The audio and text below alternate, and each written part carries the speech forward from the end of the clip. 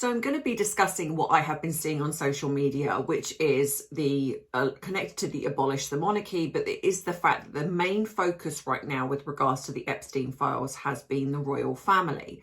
And that's interesting because when we look at photographs, when we look at accountability, there are a lot of people that have been seen to be connected to him. And yet when we're seeing all over social media and at places in the mainstream media, they must have known, meaning the royal family, what does that actually mean? Where are they getting their information from? Especially given was convicted in 2008, that this is flared up now, and why they seem to be focusing on the royal family and what the mainstream media are actually possibly playing at. So like I say, if you're interested in the truth, not gossip, not clickbait, then this could be the channel for you. Please like the video if you've enjoyed it, subscribe so you don't miss future uploads. Go grab your drink, sit back, relax as we get into some tea, some truth with a touch of therapeutic psychology.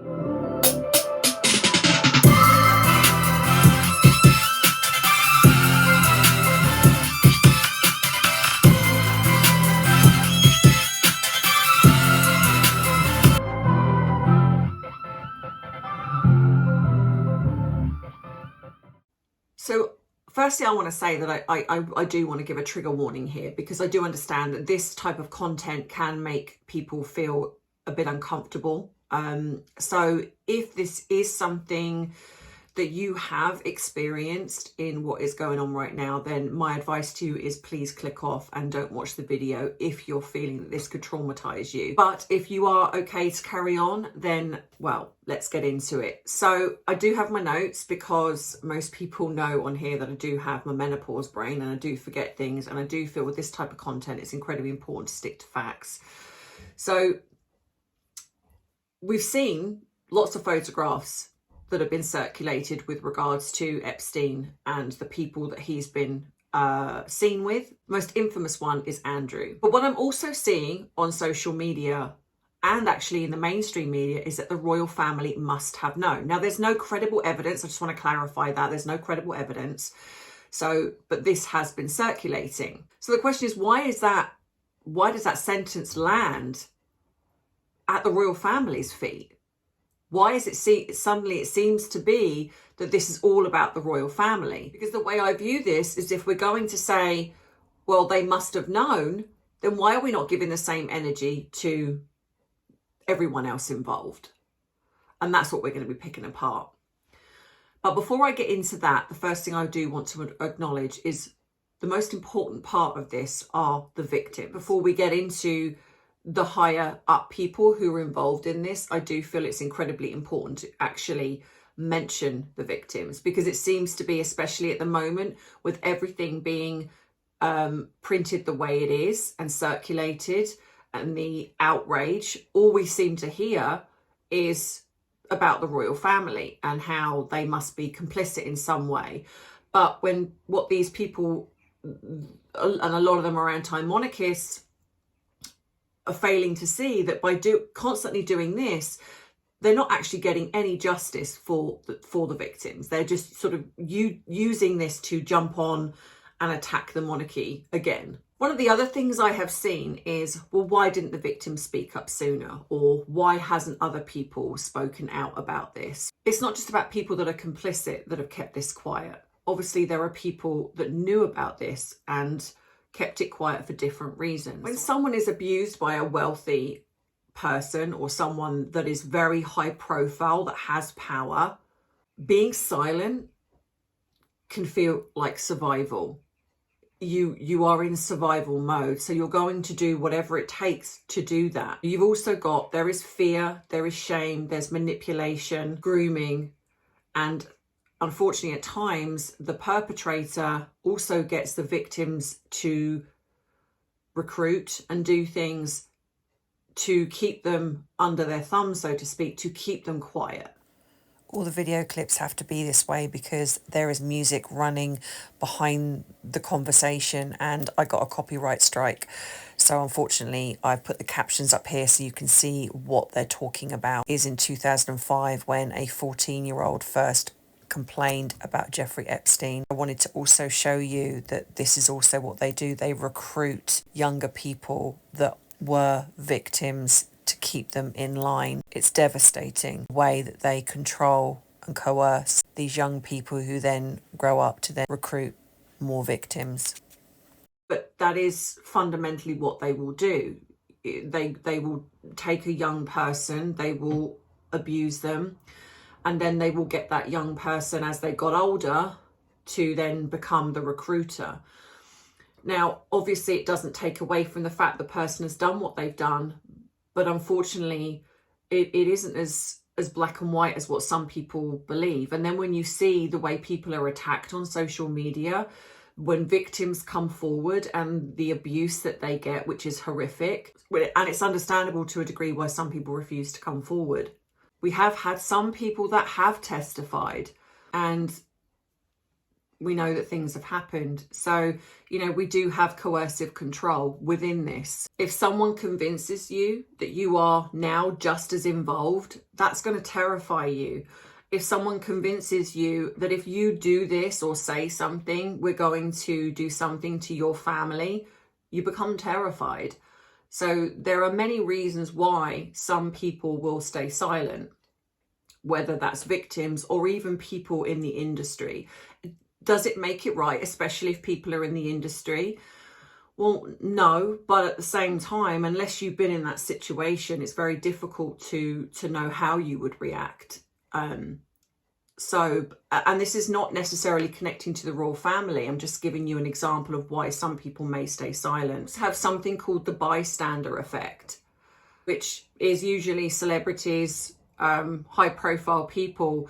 And we know this has happened because in 2008, when Jeffrey Epstein was convicted and he spent 13 months in prison, he was released in 2009. And there is multiple sources and photographs of him mixing with celebrities. And I'm sorry, I don't care what anyone says, you cannot tell me that not one of those celebrities knew what was knew that it was public record. He was named, he was put on the child sex register. So that was out there, and yet they still mixed with him. We have articles. Now, again, these are just things that I have seen. I am not saying this person is guilty, but there has been articles where even President Trump, who he wasn't back then, said that people knew what Jeffrey Epstein was up to. So it was known in amongst those circles. So, you know, I think that does happen. You know, when you have the bystander effect is when multiple people are present. Responsibility diffuses because there's a lot of people there. And when you have a lot of people, they can all sort of group together and agree not to say something. You know, we've had a similar situation with Diddy. Look at the fact that there was lots of people that turned up to his parties. You know, Prince Harry was named in his legal case, and yet nothing much seems to have come of that. You know, so it's like, where are the people that were also involved? Why didn't they get arrested? You know, none of this makes sense admirably, but it does. It's human. It happens. Is it right? Of course not, but it happens. Human behavior is often less heroic than we actually imagine, especially around powerful people. So let's get into Epstein. And you know, I get for some this could be a little bit uncomfortable, but again, I'm just going to be talking about the facts here. So Jeffrey Epstein pleaded guilty in 2008. He served approximately 13 months and was released in 2009. He was placed on the sex offender registry, and that was public knowledge. He had a deal with this guy, and he gave him a deal. And part of that deal was also not to include other high profile people that were connected to Epstein. So that's interesting. And if you want to read the article, I will put the link. I will put the link in the pinned comment, because the article is a very, very interesting read. I mean, take of that as you what you will. So yeah, it was public knowledge that he was on the sex offender registry. The information wasn't hidden. And yet after his release, he continued to appear in social settings with high profile figures. Now, I've started to have a look at the Epstein files. It's taken me a little while because I'm so upset by it all. But I will say that one figure that does feature very prolifically is Bill Clinton. He's in a lot of the photographs. So my argument then is, well, if we're going to say that, well, the royal family must have known, why are we not giving Bill Clinton and his wife the same? Because in all honesty, he is an ex-president of the United States. Why is he not getting the same scrutiny? Why is his wife not getting the same scrutiny? Because if Bill Clinton was there, then surely she must have known. If we're applying the same logic, then every public figure that was in that orbit, that went not just once, but went multiple times, must have known. So again, I say, why is it the royal family are being targeted? My thinking is it's complete deflection. Now, again, I am not saying that Andrew is innocent or Sarah. I'm not at all. But he has not been convicted of anything in the realm of what happened. Yes, we know the Virginia Giuffre case happened, and I'm not going to say anything more about that because obviously she has passed, and well, yeah, and you know, people can have their own thoughts and opinions at the whole thing, but the fact of the matter is, there were multiple people that knew, multiple. Now, as I said, Epstein's conviction in 2008 was public record. So let me say this clearly. Being photographed with someone is not guilt, okay? It's not. But when you're photographed with someone multiple times, when you spend time with that person, you cannot tell me, and again, this is an assumption, but I'm struggling to believe that those people that spent time with him didn't know what he was about. Just saying. I mean, it's not proof, but still, you know. And like I say, President Clinton has publicly stated that he did not know the extent of Epstein's crime. So I just want to clarify that. He has said that. But again, I come back to, but then if that's the case with the royal family, if they've stated, well, we didn't know either, then how is it that they're still being scrutinized, but Clinton and his wife isn't? Who also was there as well, by all accounts. I mean, I understand there may be not credible evidence, but that's the point I'm trying to make. There is zero evidence, as far as I'm aware, that the royal family knew anything about what was going on. Yes, obviously they knew about the court case with Virginia Giuffre, but again, we don't know all the ins and outs of that because Andrew has stated that he did not do what he was accused of doing. Yes, there was a settlement. We don't know what that was. Some say it was 12 million, some say we don't know. But the fact of the matter is there was a settlement. We know that. And now it's coming out that you know, the Queen paid and then she got some money from King Charles. It's like, what, did the Queen just go to her bank account and be like, oh, do you know what? I'm about 1.5 million short. So, you know, get on the phone to Charles, ask him if he can just ping some money across into my account because I'm just a tad short. I mean, come on. The immaturity of these people that put these pieces out, it is just crazy, and it is just rage baiting. You know, I really do feel that these people on social media have cottoned, well, yeah, on any platform, have cottoned onto the fact that if they do something or say something really salacious, they get a lot of outrage and people comment, which means that's money, that's clicks and views, that's money. And so they don't care who they talk about. They don't care about the fact that they're completely trying to put all of this onto the royal family. And actually, when they do that, they're not caring about the victims at all. This is just to do with the anti-monarchist brigade. You know, if we're not willing to apply a universal standard, you know, then perhaps proximity alone is not enough to prove anything. You know, perhaps what we are reacting to is not evidence, but symbolism, which I completely agree with. I think that the royal family are an easy target. One, because they've semi-admitted guilt by the proximity of Andrew, what he did, and the fact that they settled. And it's easy to then also target a family who doesn't fight back, who doesn't say anything, doesn't come on X and be like, well, actually, hang on a minute, no, that's not true. You know, so it's cowardly as well, in my opinion. So anyway, so then it sort of seemed to die down And this is the interesting thing. This guy is a convicted sex offender. He's on the register, but he's mixing with the elite. He's mixing with Hollywood elite. He's still mixing with dignitaries. And probably the reason why is because a lot of them were involved, in my opinion. So it sort of goes quiet. There wasn't a huge media outpouring. I think there was a lot of local news when it happened, but it didn't really, it was more positioned as a sex scandal when actually it was far more serious than that. But that was how it was positioned. So people were just like, oh, another celebrity, another sex scandal. Oh, you know, whatever.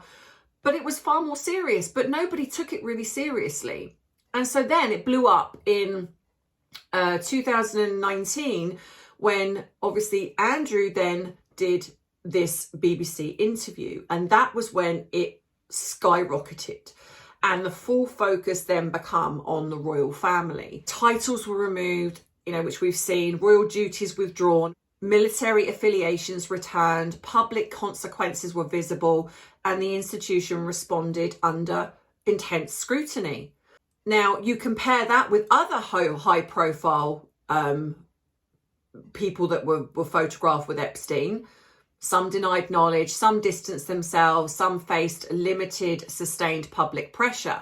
But again, it's not an accusation, but that is what happened. Again, the focus become on the royal family because they showed some vulnerability. With Andrew doing that interview, I don't know who told him that was a good idea, but anyway, but it positioned then the royal family to be the target.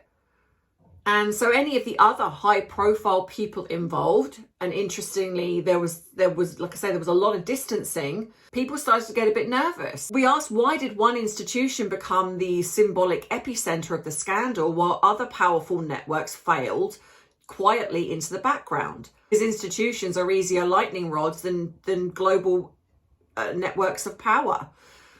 You know, these are fair questions and these should be asked. And it's weird that we're not being almost allowed to ask them, because a lot of we're kind of getting that shut down, which I've noticed. I think given everything that we've been seeing on social media, given everything that we believe that we know, why is it that the same questions, because it's not about not asking the questions to the royal family. It's not about asking them to kind of go, you know what, actually, we do want some answers. That's not wrong to ask that. But right now, the royal family are the only ones that have dished out consequence. The only ones to take what happened with the person, Andrew, and have dished out consequences. You know, so the way that they're behaving at the moment on social media and the mainstream media is that Epstein Island was just Epstein and Andrew, and the only people that could have possibly known are the royal family. And William is obviously being hauled into that, but bearing in mind that this was 2008 and 2009, so William and Catherine, they weren't even married and he was young. But because he's a future king, again, it's easy to attack that.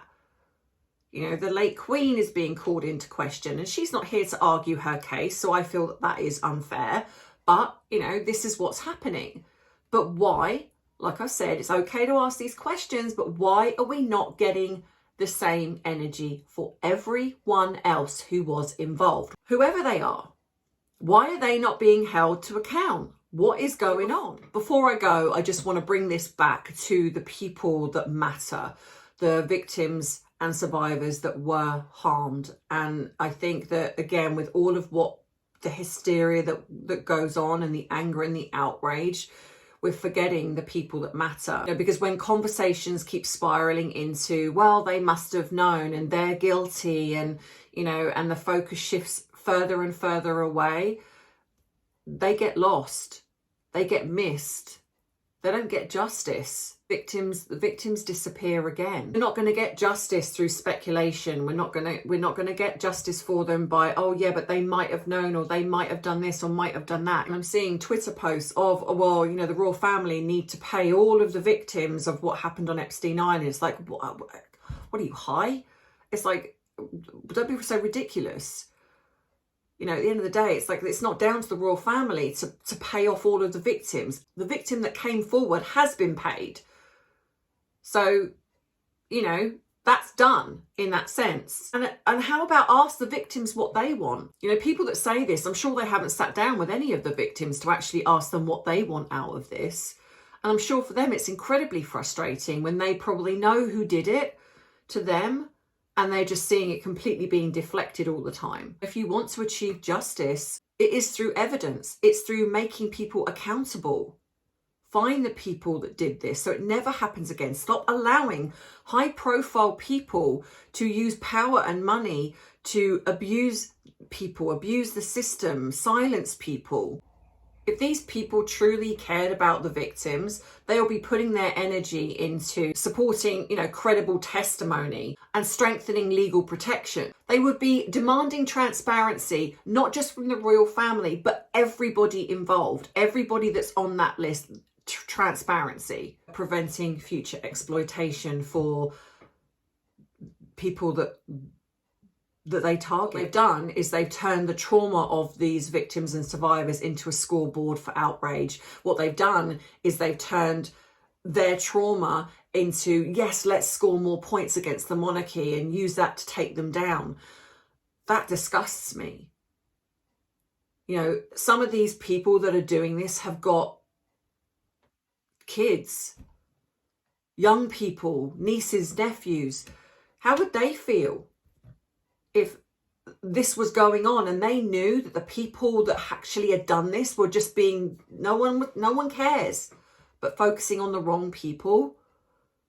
It's like all people care about now is just money. They don't care about the truth. The real tragedy here is that real people, vulnerable people, were hurt and harmed, and some even lost their life over this. And they deserve more than just being background noise. The real measure of justice is not how we speculate about the powerful. It's actually how we consistently protect the powerless. So this is really, this part here is about Ghislaine Maxwell, because I think in all of this we also need to remember that she was just as culpable in the way that she positioned herself within the Hollywood elite and dignitaries, politicians, royals. But she was very instrumental. This is here she was recruiting, you know, 14-year-olds, and it mentions Virginia Giuffre in this. I found it interesting that in this particular interview, they don't mention Andrew in connection to Virginia Giuffre. You know, when you think about the plea deal, the fact that part of the plea deal was that anyone that was connected to this was not given anything. I mean, it kind of makes sense in a way why he got the plea deal, because I feel there are some very, very high up scrupulous people that were involved in this. Maybe Jeffrey positioned himself with these people knowing that if ever it came to it, that maybe nothing was going to happen to him because he had these people in his pocket. Maybe that's why the royal family are being focused on to deflect from these people. But I just think that there is something a lot more sinister going on here. I don't know if we're ever going to fully find the truth. It's very difficult because I have my own thoughts and opinions, but you have to be careful because there is no evidence.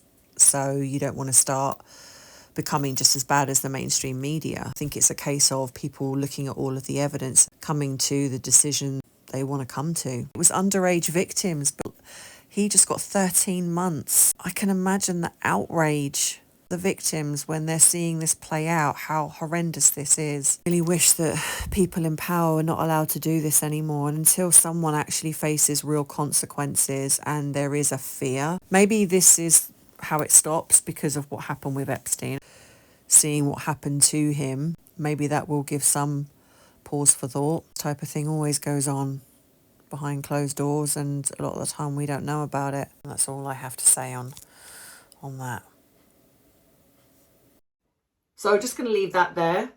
Hopefully give you something to think about, because like I say, it's like, you know, when you're on social media, it's easy to get caught up in the hysteria. I know that I'm doing it, and I have to remember that these people are just putting these, a lot of the time are just putting these articles out there because to them, the baiting people is money.